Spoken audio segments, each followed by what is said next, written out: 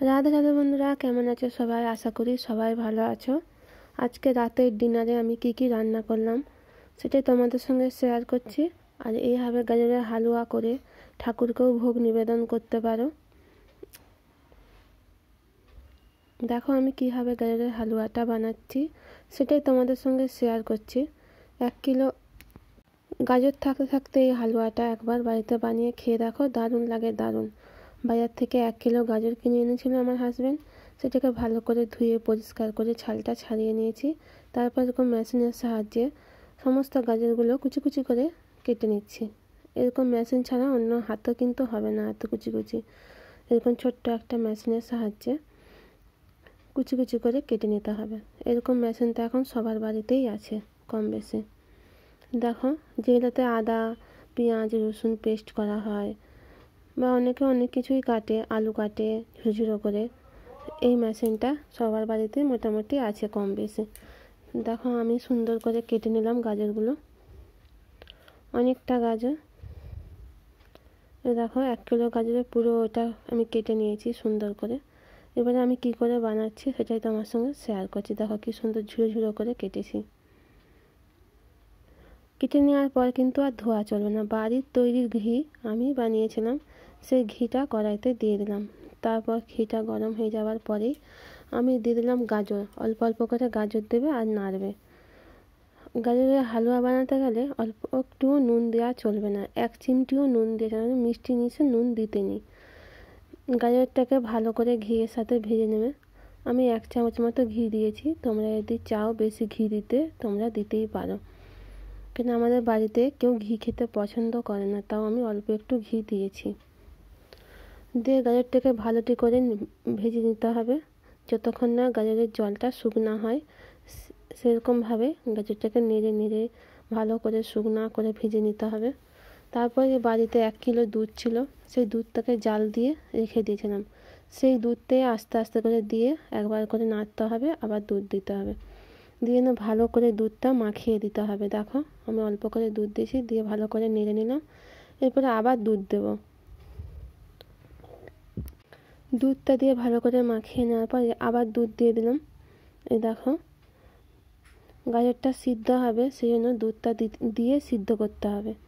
দিয়ে ভালো করে নাড়িয়ে, এই দেখো ভালো করে নাড়িয়ে নিচ্ছি। গাজরে কিন্তু নুন দেবে না, নুন দিলে অতটা টেস্ট ভালো হয় না। আমি নুন বিনাই করেছি। দেখো গাজরের দুধ দিয়ে দেওয়ার কিছুক্ষণ পরে গাজরটা ফুটে উঠেছে, দুধটাও ফুটে উঠেছে। দিয়ে আমি কিছুক্ষণ ঢাকা দিয়ে সিদ্ধ করে নিচ্ছি। একবার করে ঢাকা খুলবে, নাড়াচাড়া করবে, আবার ঢাকা দিয়ে দেবে। এ দেখো কত সুন্দর গাজরটা হয়েছে, দেখো সিদ্ধটাও হয়ে এসছে। আর একটু আছে, যতক্ষণ না ওই দুধটা একটু মরে ততক্ষণ পর্যন্ত চিনিটা দেওয়া যাবে না, তাহলে চিনিটা দিলে আরও ঝোল হয়ে যাবে। তাই এতে ভালো করে দুধটা মিশিয়ে নেবে। তারপর দিয়ে দেবে 2টো এলাচ ফাটিয়ে। দেখো দুধটা অনেকটাই কমে গেছে, অনেকটাই চচ্চড়ি হয়ে গেছে, গাজরটাও সিদ্ধ হয়ে গেছে। এরপরে আমি 2টো এলাচ দিয়ে ভালো করে মাখিয়ে নিচ্ছি, দিয়ে আবারও একটুখানি ঢাকা দিয়ে দিলাম। তারপর নিয়েছি এই যে আমুল দুধের প্যাকেট, আমি 100 গ্রাম দুধ উষ্ণ গরম জলে গুলে নিচ্ছি। এই দেখো 100 গ্রাম দুধ নিয়েছি আর 100 গ্রাম গাই দুধ। প্রথমে গাই দুধটা দিয়ে সিদ্ধ করে নিলাম গাজরটা। তারপরে যে আমুল দুধটা 100 গ্রাম মতো দিয়ে ভালোটি করে নেড়ে নেড়ে গাঢ় করে নিতে হবে, ফুটিয়ে ফুটিয়ে। আমুল দুধটা দিয়ে ফুটিয়ে নিলাম। অনেকে আছে আমুল দুধ গুলতে পারে না, তাদেরকে একটা টিপস দিচ্ছি। উষ্ণ গরম জল, জলটা একদমই উষ্ণ উষ্ণ হবে, আঙুল ডুবানো যাবে সেরকমভাবে জলটা গরম হলে দুধ ঢেলে দেবে, দিয়ে খুন্তিয়ে করে হোক ডাবুয়ে করে হোক নেড়ে দেবে। দেবে সুন্দর দুধটা গুলে যাবে, কোনো দানা দানা থাকবে না। আবার ওই গাজরটাকে ঢাকাটা খুলে আমি নেড়ে নিয়েছি, দিয়ে দিলাম পরিমাণ মতো চিনি। যে যেরকম মিষ্টি খাও সে সেরকম চিনি দেবে। আমি 1 কিলো গাজরে 100 গ্রাম চিনি দিয়েছি, কেননা গাজর এমনিতেই মিষ্টি, আবার আমুল দুধ দেওয়া হবে, এই জন্য আমি বেশি মিষ্টি দিলাম না। যে আমুল দুধটা ভালো করে ফুটিয়ে ফুটিয়ে এরকম গাঢ় করে নিতে হবে, ক্ষীরের মতো। দেখো ফুটে এসছে, অনেকক্ষণ ধরে জাল দিতে হবে, জাল দিয়ে দিয়ে এটাকে পুরো ক্ষীরের মতো করে নিতে হবে। ক্ষীরের মতো হয়ে গেছে, এরপরে আমি অল্প অল্প করে গাজর দিচ্ছি আর দুধের সঙ্গে মিশিয়ে দিচ্ছি। এই দেখো, যে গাজরটা আমি সিদ্ধ করে রেখেছিলাম চিনি দিয়ে আর গাই দুধ দিয়ে, সেই গাজরটাই এবারে আমল দুধের সঙ্গে মিশিয়ে নিচ্ছি। আমল দুধটা গাঢ় হয়ে গেছে, এবার আমি অল্প অল্প গাজরটা দিচ্ছি। হালুয়াটা এইভাবে বানাবে, দেখবে দারুণ লাগে খেতে। অনেকে আছে প্রেসার কুকারে করে, আমিও করেছিলাম একবার, দুধ কেটে যায়, ওই জন্য প্রেসার কুকারে করবে না, এইভাবে মেশিনে করে ছুলে এইভাবে বানাবে, দারুণ লাগে খেতে, দারুণ। আর যারা যারা ড্রাই ফ্রুট খেতে ভালোবাসো, কাজু কিশমিশ, তারা অবশ্যই কাজু কিশমিশ দেবে। আমার বাড়ির বাচ্চারা কাজু কিশমিশ খেতে একদম ভালোবাসে না, তাই আমি আর দিইনি। তোমরা যারা যারা কাজু কিশমিশ খেতে ভালোবাসো, এই লাস্টে নামাবার আগে কাজু কিশমিশ দিয়ে 1 ফুট দিয়ে নামিয়ে নেবে। দেখো গাজরের পায়েসটা সুন্দর হয়ে গেছে, কিছুক্ষণ ফুটিয়ে নিতে হবে টকবক টকবক করে, তাহলে আরও সুন্দর হয়ে যাবে। এই দেখো কত সুন্দর হয়েছে গাঢ় গাঢ়। দোকানে কিনে খাওয়ার থেকে এভাবে গাজরের হালুয়া একবার বাড়িতে বানিয়ে দেখো, দারুণ লাগে খেতে, দারুণ। ঠাকুরকে ভোগ নিবেদনও করে দেবে। তারপরে আমি ঘুগনি বানাচ্ছি।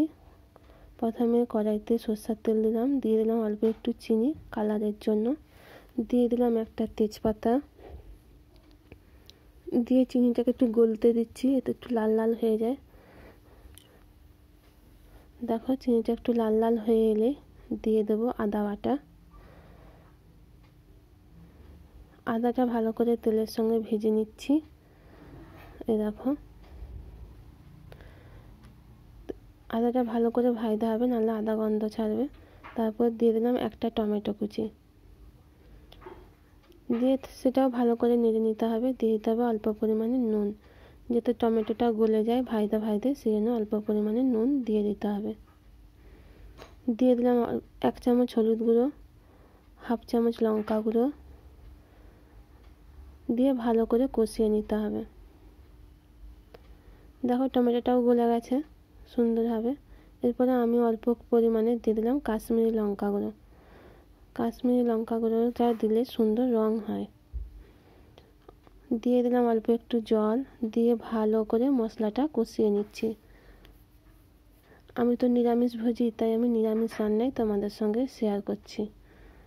দিয়ে ভালো করে কষিয়ে নিতে হবে। এদিকে মটর আলুটা সিদ্ধ হয়ে গেছে, প্রেসার কুকারে অল্প নুন দিয়ে জল দিয়ে মটর আলুটা সিদ্ধ করে নিয়েছি। এরপরে আমি কড়াইতে মশলাটা কষে নিচ্ছি। দেখো এরকম তেল যখন ছাড়বে তখন ভাববে যে মশলাটা কষা হয়ে গেছে। এরপরে মটর আলু সিদ্ধটা আমি এই মশলার সঙ্গে দিয়ে দিলাম, দিয়ে ভালো করে কষিয়ে নিচ্ছি। এত ভাপ উঠছে, ভালো স্পষ্ট বোঝা যাচ্ছে না, তাও দেখানোর চেষ্টা করছি। এই দেখো আমার মটর আলু সিদ্ধটা কষাও হয়ে গেল। এরপরে আমি প্রেসার কুকারটা ধুয়ে আরও কিছুটা পরিমাণে জল আমি দিয়ে দিলাম। দেখো ঘুগনির কালারটা কি দারুণ হয়েছে না। দেখো লাস্টে আমি গোটা জিরা ভেজে গুঁড়ো করে রেখেছিলাম, সেই গুঁড়ো মশলাটা আমি ছড়িয়ে দিলাম। উপর থেকে যে গুঁড়ো মশলা দেওয়া হয় না, দারুণ লাগে।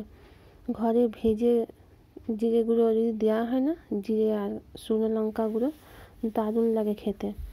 দিয়ে একটু ফুটিয়ে নিচ্ছি সুন্দর করে, দিয়ে একটু নুন আর চিনিটা একটু দেখে নেবে কেমন হয়েছে। দিয়ে 1/2 চামচ নুন আর চিনি 1 চামচ দিয়ে ভালো করে নেড়ে চেড়ে 1 ফুট দিলেই হয়ে যাবে ঘুগনি। অনেকে আবার মেথি পাতা খেতে চায় না, আবার অনেকে খেতে চায়। যাদের বাড়িতে ধনা পাতা থাকবে ধনা পাতা দেবে, আমার বাড়িতে মেথি পাতা ছিল, তাই আমি মেথি পাতাটাই দিয়ে দিলাম ঘুগনিতে। মেথি পাতা খেতে ভালোবাসে আমাদের বাড়ির সবাই, তাই মেথি পাতাটা দিয়ে নামিয়ে নিচ্ছি। অনেকে গরম মশলা খাও, গরম মশলা দিয়েও নামিয়ে নিতে পারো। এ দেখো ঘুগনি হয়ে গেল। এবার ঘুগনিটা আমি বাটিয়ে তুলে নিচ্ছি। এরপরে আমি একটা প্লেটে সাজিয়ে নিলাম কি কি রান্না করেছি রাতের ডিনারে। এরপর আমি পরোটাটাও ভেজে নিলাম সুন্দর করে, এটা ময়দার পরোটা। দিয়ে দেখো ময়দার পরোটা, ঘুগনি আর গাজরের হালুয়া, এটি আজকে রাতের ডিনার। কে কে খাবে চলে আসো। রাধে রাধে।